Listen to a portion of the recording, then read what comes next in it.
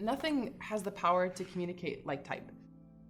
On this episode of What the Font, I sit down with Courtney Dicmas, a children's book illustrator and graphic design instructor at Madison College in Madison, Wisconsin.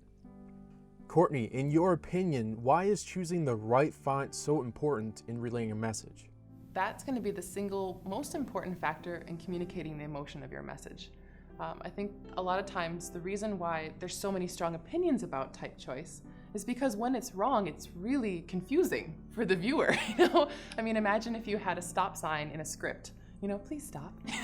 Nobody would stop. You need to have things that are communicating, and that communication is either hindered or supported by your type choices. At the same time, though, I think it's important when we're learning about type to ask questions so that we can analyze and say, okay, is this communicating clearly, efficiently, in a forward manner, or is it too soft? Is it too gentle?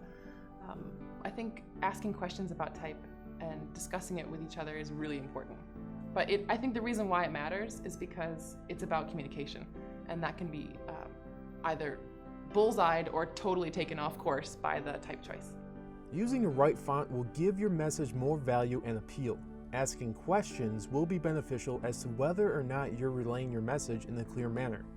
With so few pages in children's books, how do you entice children with typefaces and images? A good story is sort of like pulling a bow and arrow. You have to create the suspense, and it has to be good enough so that when the ending happens, it's satisfying.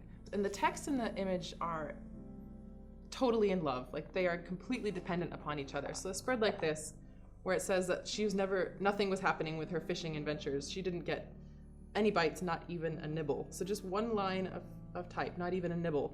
And then you see this massive fish underneath the surface.